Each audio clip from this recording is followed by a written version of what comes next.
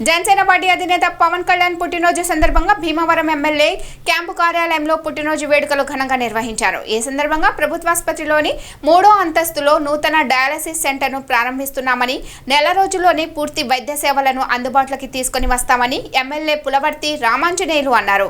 ఈ డయాలసిస్ సెంటర్కు పవన్ కళ్యాణ్ పేరును నామకరణం చేస్తున్నామని, ఉచితంగా వైద్య సేవలను అందిస్తామని అన్నారు. ఈ కార్యక్రమంలో జనసేన జిల్లా అధ్యక్షులు కోటికలపూడి గోవిందరావు, పట్టణ అధ్యక్షులు చనమల్ల చంద్రశేఖర్, టీడీపీ రాష్ట్ర నాయకులు బబిలిశెట్టి రామకృష్ణ, కూటమి నాయకులు, వీర మహిళలు, కార్యకర్తలు, అభిమానులు పాల్గొన్నారు.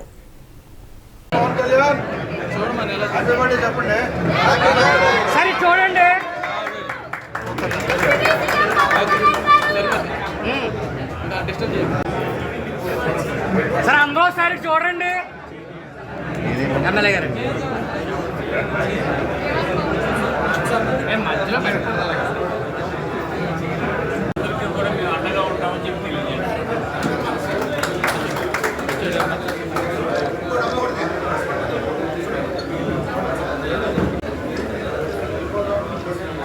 ఓకే అలా కూర్చోబెట్టాలి. పుల్లిపిల్లి రవికుమార్ అనే ఆటో డ్రైవర్ హార్ట్ అటాక్తో మరణించారు. ఆయనకి ఇద్దరు పిల్లలు వెనకాల ఎవరు ఆసరా లేదు. వాళ్ళకి జనసేన తరఫున 30,000 రూపాయలు వారికి ఆర్థిక సహాయం అందించడం జరుగుతుంది.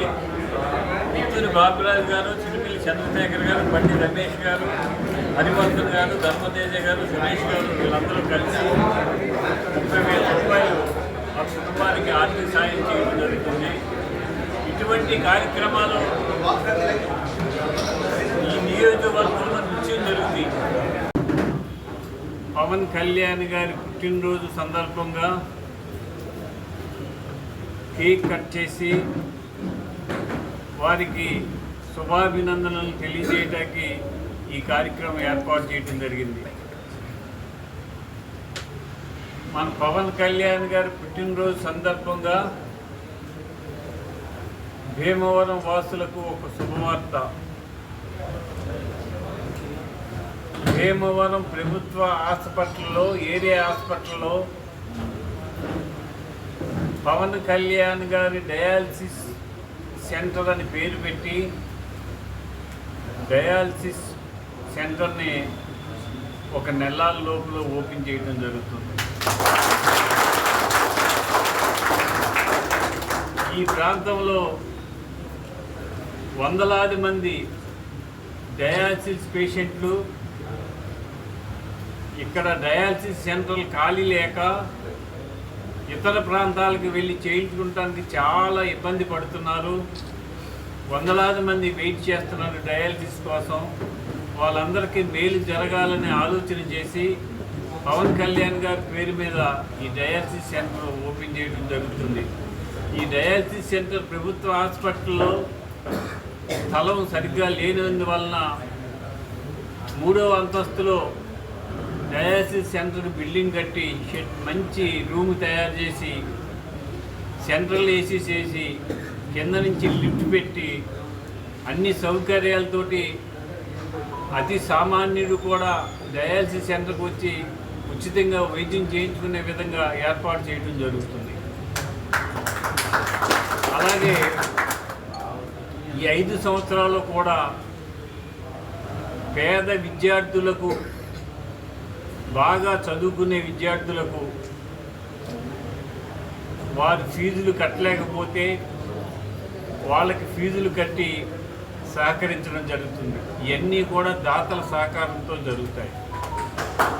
ఉదాహరణకి మొన్ననే ఒక 10 మంది విద్యార్థులు వివి రాజు కాలేజీ నుంచి, ఎస్ఆర్కే ఇంజనీరింగ్ కాలేజీ నుంచి మా దగ్గరకు వచ్చారు. వారు 2వ సంవత్సరం 3వ సంవత్సరం చదువుతున్నారు ఇంజనీరింగ్. మాకు ఫీజు రీఎంబర్స్మెంట్ రావట్లేదు, మా తల్లిదండ్రులు కట్టే పరిస్థితి లేదు, నేను చదువు మానేయవలసి వస్తుందని చెప్పి వారు తెలియజేసినప్పుడు ఆ 10 మందికి కూడా మేమే 75,000 రూపాయలు ఫీజులు కట్టి వాళ్ళని మళ్ళీ చదివించడం ఏర్పాటు చేయడం జరిగింది. అలాగే మన భీమవరం హెడ్ క్వార్టర్స్ అయింది, జిల్లా హెడ్ క్వార్టర్స్ అయింది. కలెక్టర్ భవనం అద్దె భవనంలో ఉంటుంది. దాన్ని గత ప్రభుత్వం